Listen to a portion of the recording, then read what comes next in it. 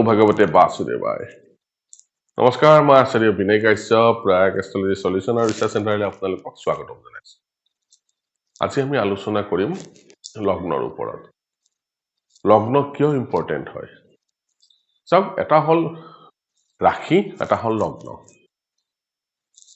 ৰাশি হল কি যে ডে টু ডে আপোনালোকৰ জীৱনটো কেনেকুৱাকৈ যাব আজি আপোনাৰ দিনটো কেনেকুৱা যাব আমি ৰাশিৰ পৰা ক্যালকুলেশন কৰিলে সেই বস্তু উলিয়াব পাৰিম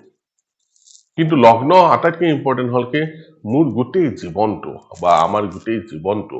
কেনেকৈ পৰিচালিত হ'ব সেইটো ডিসাইড কৰিব লগ্নই লগ্ন এষ্ট্ৰলজি আটাইতকৈ বেছি ইম্পৰ্টেন্ট বস্তু হয় আৰু লগ্ন নাজানা কৰি এষ্ট্ৰলজি চোৱাটো শাস্ত্ৰসন্মত নহয় চাওক লগ্ন হয় কি সেইটো ওপৰত আমি আজি ভালকৈ বুজিব চেষ্টা কৰিম লগ্ন হল কি যেতিয়া কোনো লৰা ছোৱালী জন্ম হয় বা জাতক জাতিকাৰ জন্ম হয়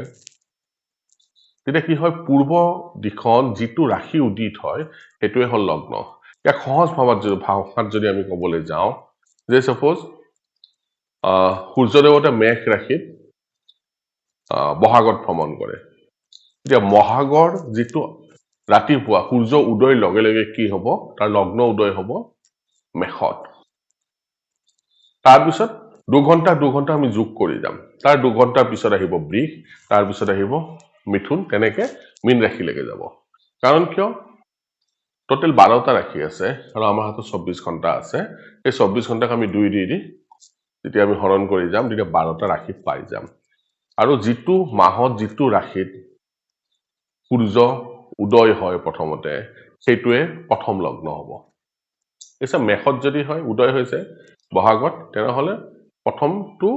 লগ্ন কি হ'ব ৰাতিপুৱা মেঘ লগ্ন উদিত হ'ব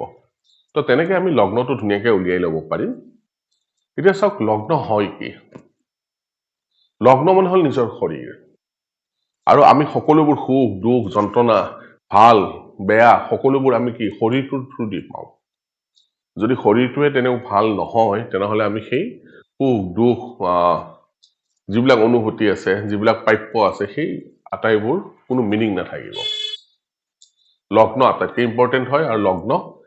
যদি বলি নহয় তেনেহলে জাতক বা জাতিকা বহুত বিপৰীত পৰিস্থিতিৰ সন্মুখীন হ'বলগীয়া হয় জীৱনত বহুত প্ৰতিকূল প্ৰভাৱ পৰে আৰু বহুত ষ্ট্ৰাগল বাঢ়ে আৰু সেই লগ্নই যদি মজবুত হয় বলি হয় তেনেহলে মানুহৰ জীৱনত অনুকূল স্থিতি আহে জীৱন সুখৰ হয়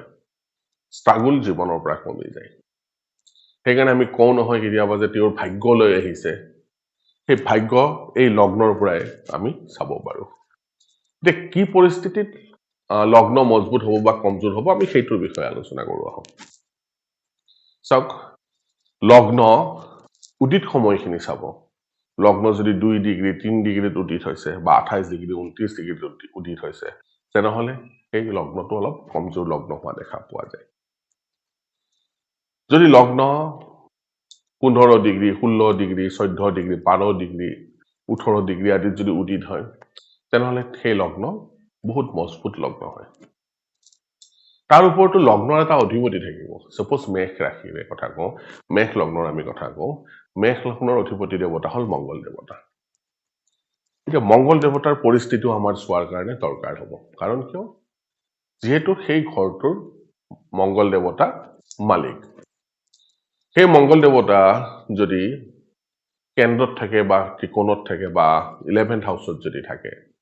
তেনেহলে আমি ক'ব পাৰো যে লগ্ন অধিপতি মজবুত তেনেহলে লগ্নৰ যেতিয়া দশা অন্তৰ্দশা পৰিব লগ্ন অধিপতি লগ্ন আৰু মজবুত হ'ব জাতক বা জাতিকা আৰু নিজৰ ষ্ট্ৰাগল জীৱনত কমি যাব আৰু বেছি ভাল ৰিজাল্ট পাব সেই লগ্ন অধিপতিয়ে যদি দুৰ্বল হাউসত থাকে বা মাৰক ঘৰত যদি থাকে 6th হাউসত থাকে 8th হাউসত থাকে 12th হাউসত থাকে 2nd হাউস 3rd হাউস এনেকুৱা ঘৰত যদি থাকে তেনেহলে কি হয় জাতকৰ জীৱনত ষ্ট্ৰাগল আহে কষ্ট আহে দুখ আহে আমি ভাবি থাকো যে আমাৰ জীৱনত কি এনেকুৱা হৈছে বেলেগৰ দাত নাই সংসাৰৰ গোটেই দুখ মোৰ তাতে আহিল এইবিলাক লগ্নই ডিসাইড কৰে আৰু সাপোজ যে লগ্নত কোন কোন গ্ৰহৰ দৃষ্টি আছে যদি লগ্নত মিত্ৰ গ্ৰহৰ দৃষ্টি থাকে তেনেহলে জাতক বা জাতিকাৰ ষ্ট্ৰাগল কমিব আৰু যদি লগ্নত শত্ৰু গ্ৰহৰ দৃষ্টি থাকে তেনেহলে ষ্ট্ৰাগল বঢ়াই দিব আৰু লগ্নত যদি কোনো গ্ৰহ থাকে যদি মিত্ৰ গ্ৰহ থাকে তেনেহলে ভাল ৰিজাল্ট আহিব আৰু লগ্নত যদি শত্ৰু গ্ৰহ থাকে তেনেহলে নিগেটিভ ৰিজাল্ট আহিব আৰু সেই লগ্নৰ অধিপতি যদি শত্ৰু গ্ৰহৰ লগত যদি জুতি বান্ধি থাকে তথাপিও ষ্ট্ৰাগল বাঢ়িব জীৱনত আৰু যদি লগ্ন অধিপতি যদি মিত্ৰ ভাৱত যদি থাকে মিত্ৰ গ্ৰহত লগত যদি জুতি বান্ধি থাকে তেনেহলে তেওঁলোকৰ জীৱনত সুখৰ পৰিমাণ বৃদ্ধি হৈ যাব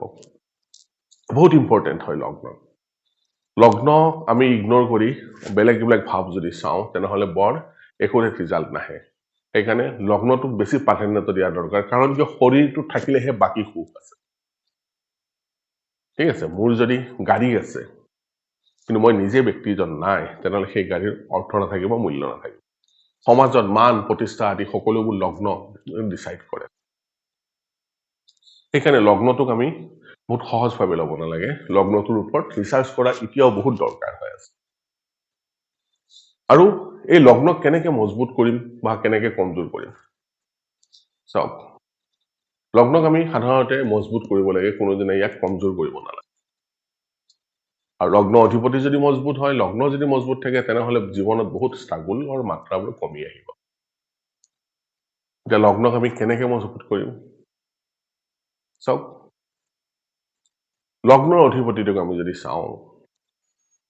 সেই অধিপতিটো যদি দুস্থানত থাকে বা লগ্নত যদি শত্ৰু গ্ৰহ থাকে সেই গ্ৰহবিলাকক আমি কি কৰিম শান্ত কৰিলে কি হ'ব তেওঁলোকৰ নিগেটিভ প্ৰভাৱ যে দুষ্প্ৰভাৱবিলাক কমি আহিব আৰু লগ্ন অধিপতি যদি শুভ স্থানত আছে মানে কেন্দ্ৰত আছে ত্ৰিকোণত আছে কিন্তু তেওঁৰ বল কম তেনেহলে তেওঁক আমি ৰত্নৰ মাধ্যমেৰে বল দিম যদি আমি ভালকে ঠিক কৰিব যদি আমাৰ হাতত সম্বল নাথাকে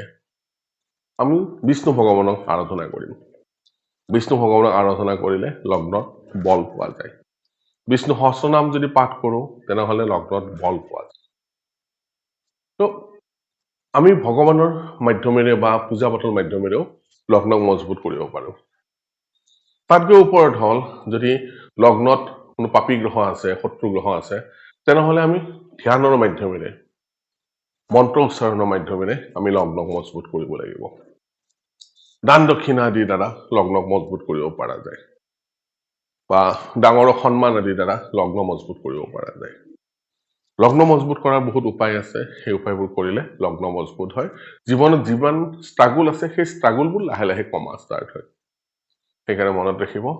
লগ্ন আৰু লগ্ন অধিপতি এখন কুণ্ডলীৰ কাৰণে আটাইতকৈ দৰকাৰী বস্তু এই দুটা যদি আমি ঠিক কৰিব পাৰোঁ আমাৰ জীৱনত বহুতখিনি পৰিমাণে ষ্ট্ৰাগল কমি আহিব তো আজি আমি লগ্নৰ বিষয়ে আলোচনা কৰিলোঁ এনেকুৱা ভিডিঅ' আপোনালোকৰ সন্মুখত প্ৰায় লৈ আহি থাকিম যদি মোৰ ভিডিঅ' চাই ভাল লাগে তেনেহলে লাইক কৰিব শ্বেয়াৰ কৰিব ছাবস্ক্ৰাইব কৰিব নাপাহৰিব ধন্যবাদ